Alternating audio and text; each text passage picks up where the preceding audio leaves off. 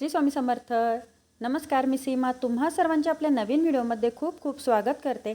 आजचा दिवस तुम्हाला खूप छान जावं, तुमच्या मनातल्या सर्व चांगल्या इच्छा स्वामी महाराज लवकर पूर्ण करो.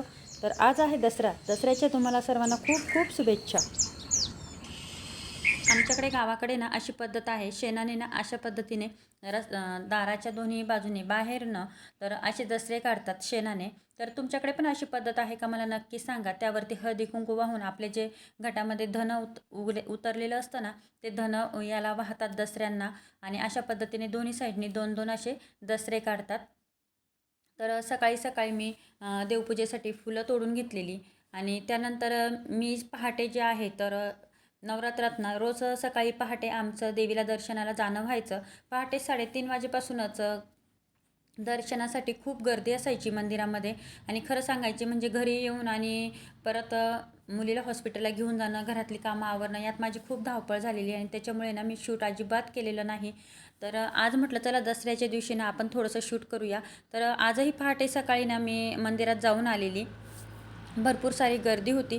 आणि आमची ही जी ग्रामदेवता आहे जगदंबा माता, तर ही कोटमगावला म्हणजे आमच्या इथून जवळच अर्धा किलोमीटरवर आहे. तर खूप छान मोठं मंदिर आहे. भरपूर सारी गर्दी, पाळणे, खेळणी आणि प्रसादाची दुकानं या ठिकाणी 10 दिवस असतातच.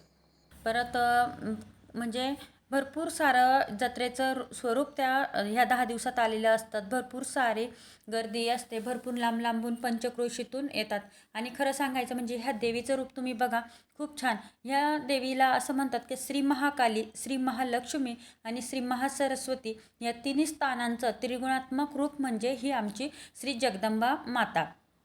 तर आज आम्ही सकाळी पहाटे 4लाच उठून आणि मंदिरात गेलेलो. म्हणजे 3:30 वाजता उठलेलो आणि 4 वाजता आम्ही मंदिरात होतो. तर खूप सारी गर्दी मंदिरात होते. तर इथून पुढे ना खूप सारी गर्दी होईल. आधी पण भाविक सर्व मंदिरात आलेले होते, बारीला लागलेले होते. तर मी आज तुम्हाला ना ह्या कोटमगाव देवीचं महात्म्य तुम्हाला थोडक्यात सांगणार आहे. तर प्राचीन काळापासून मानव शक्तीची उपासना करीत आला आहे. मानवी जीवनात शक्ती उपासनेला विशेष महत्त्व दिलेलं आहे.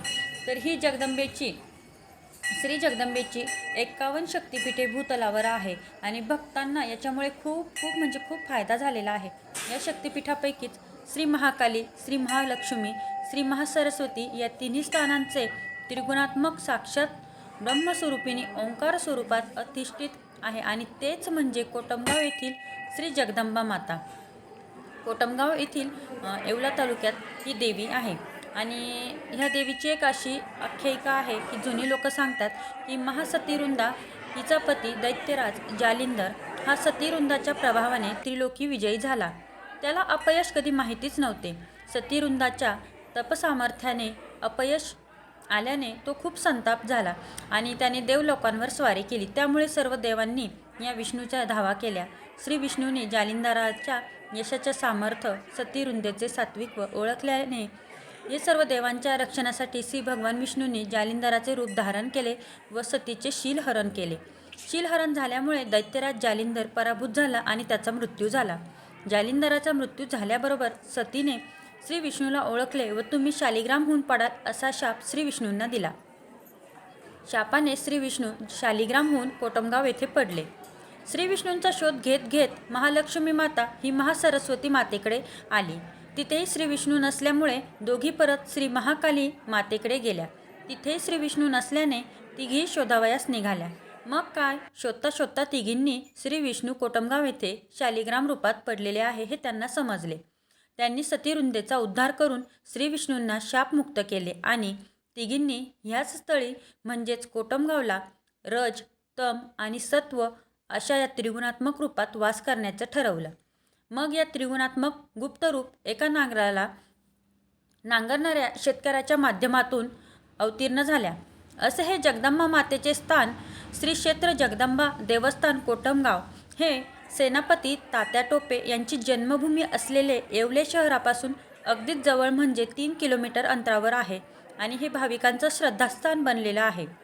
हे देवस्थान अतिशय जागृत, ज्वाज्वल आणि अतिशय म्हणजे खूप प्रचलित असे आहे. इथे मातेची अतिप्रसन्न तेजस्विनी स्वयंभू 3 फूट उंचीची शेंद्री मूर्ती भाविकांचे लक्ष वेधून घेते. श्री महालक्ष्मी, श्री महाकाली आणि श्री महासरस्वती हे तीनही रूप एकाच ठिकाणी आपल्याला पाहावयास मिळतात. याचं खूप महत्त्व आहे. कोल्हापूर, माहूर, तुळजापूर ह्या 3 क्षेत्रांचे उगमस्थान कोटमगावची जगदंबा माता आहे. हे काहींच्या मते जगदंबा, श्री महाकाली, महासरस्वती, महालक्ष्मी या तिघींचे एकरूप आहे असे म्हणतात. जगदंबाच्या स्थापनेचे काळ निश्चित नसला तरी येवला शहर वसण्याच्या शेकडो वर्ष अगोदरच हे जागृत देवस्थान आहे. नारंदी नदीतीरी वसलेले शहर व अतिशय निसर्गरम्य असे हे पवित्र स्थान नाशिक, अहमदनगर आणि छत्रपती संभाजीनगर या जिल्ह्याच्या सीमेवरतीच हे देवस्थान आहे. त्यामुळे भक्तांची नेहमीच वर्दळ असते. वर्षभर इथे भक्त येत असतात. मातेचे अतिशय प्रशस्त असे मंदिर आणि मंदिराचा कळस म्हणजे लाखो भाविकांचे लक्ष वेधून घेणारा बरं का. मंदिराच्या समोरच नेत्रदीपक असा भक्तनिवास, भक्तपूजा हॉल तसेच नेत्रदीपक अशी दीपमाळसुद्धा आहे. यात्रा काळात मातेला नवनवीन प्रकारच्या पैठणी साड्या परिधान केल्या जाऊन त्यांना सोन्या चांदीचे अलंकार चढवले जातात. पुष्पमाळांची सजावट केली जाते. मातेचा नैवेद्य चांदीच्या ताटात व चंदनाच्या पाटावर अशा काही थाटामाटात दाखवला जातो. मातेचे तेजस्वी व मोहक रूप पाहून भक्तगण खूप भारावून जातात. उदे ग अंबे, उदे ग अंबे, उदे उदे हा जय जयकार होतो. महाराष्ट्रात नव्हे तर संपूर्ण भारतातून भक्तांचा महासागर या ठिकाणी पाहावयास मिळतो. नवसाला पावणारी माता अशी या देवस्थानाची ख्याती असलेले घटी बसण्याससुद्धा येतात आणि खूप जुनी परंपरा इथे ही चालून आलेली आहे. यात्रा काळात मंदिरावर आकर्षक अशी विद्युत रोषणाई केली जाते आणि यामुळे मंदिराची खूप शोभा वाढली जाते. कोणत्याही अनुचित प्रकार घडू नये म्हणून पोलिसांबरोबर अनेक स्वयंसेवकसुद्धा जातीने इथे लक्ष देऊन असतात.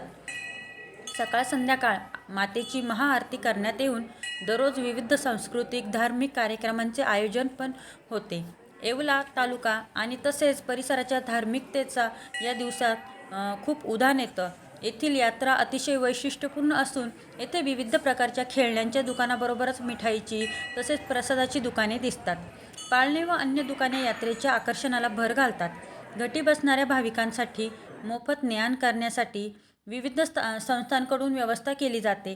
कोटमगाव ते येवला हे 3 किलोमीटर अंतर आहे आणि रस्ता दोन्ही बाजूनी अगदी फुल भरलेला असतो. या काळात हजारो भाविक 9 दिवस श्रद्धेनुसार शंकरपाळे, खारका याची देवी समोर उधळण करतात आणि तुम्हाला सांगते का हा प्रसाद झेलण्यासाठी सुद्धा तेवढीच झुंबड पडलेली असते.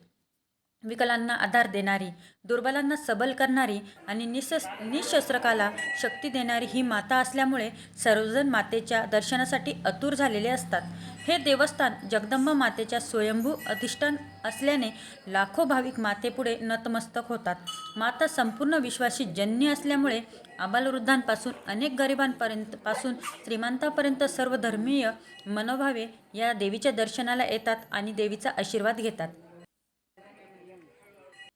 तर तुम्हाला आज आमच्या ह्या कोटमगावच्या देवीची जी मी माहिती सांगितली ती तुम्हाला कशी वाटली आणि आमच्या जगदंबा मातेचं दर्शन तुम्हाला झालंच असेल. आणि तुम्हाला खरंच सांगते, तुम्ही जर येवल्यात आलात तर तुम्ही नक्की इथून 3 किलोमीटर अंतरावरच, येवल्यापासून 3 किलोमीटर अंतरावरच असलेल्या जगदंबा मातेच्या दर्शनाला नक्की या आणि तुम्ही पण ह्या मातेची मूर्ती बघून तुम्हीसुद्धा अगदी मनोभावे नतमस्तक व्हाल.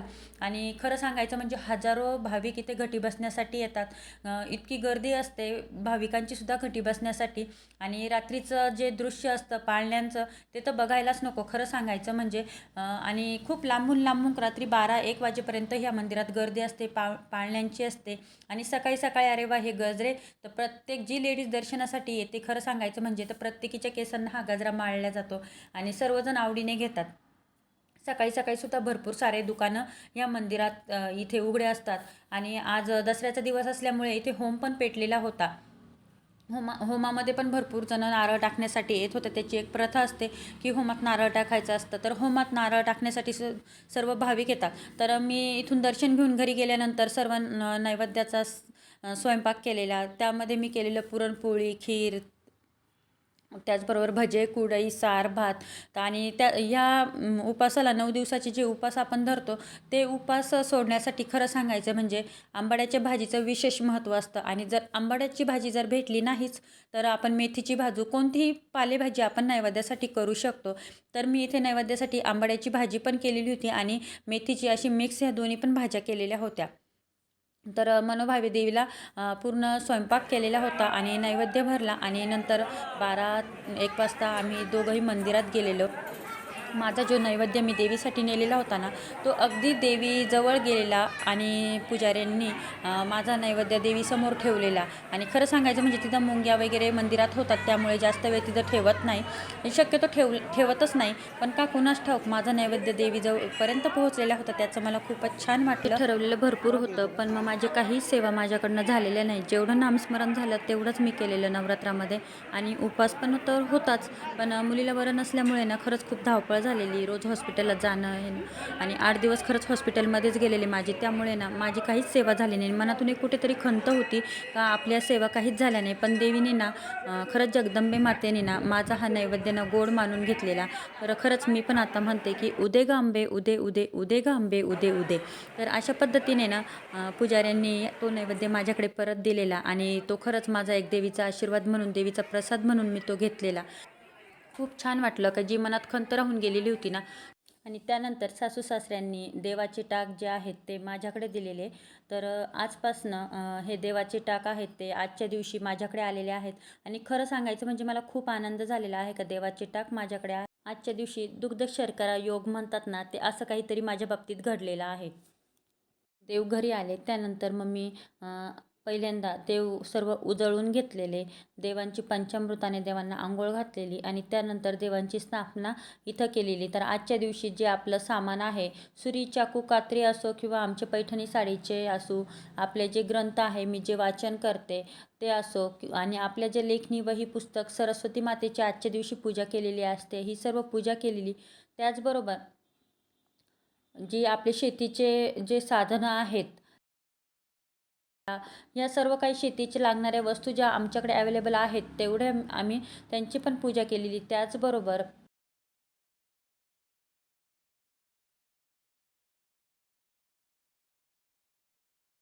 पैठणी तयार होते त्या मागांची पूजा केली, घरी असलेल्या वाहनांची पूजा केली. खरं सांगायचं म्हणजे आजचा दिवस खूप धावपळीचा गेलेला, पण त्याचबरोबर आज देवी मातेपर्यंत माझा नैवेद्य पोहोचलेला, म्हणजे आईने तो गोड मानून घेतलेला आणि त्याचबरोबर देव घरी आले. खूपच छान. आजचा दिवस भरपूर असा धावपळीचा गेलेला, पण खरंच खूप छान वाटलं, प्रसन्न वाटलं. संध्याकाळी सर्वांचे निवांत जेवण झालेलं आणि त्यानंतर आजचा व्हिडिओ इथंच थांबवते. तुम्हाला आजचा व्हिडिओ कसा वाटला? आणि हो, आमच्या नाशिकमध्ये तुम्ही येवला तालुक्यात जर आल्या तर कोटमगावला यायला विसरायचं नाही. श्री महाकाली, श्री महालक्ष्मी आणि श्री महासरस्वती या तिन्ही स्थानांचं त्रिगुणात्मक साक्षात ब्रह्मस्वरूपिणी ओंकार स्वरूपात अधिष्ठित असं हे देवीचे रूप पाहायला विसरू नका.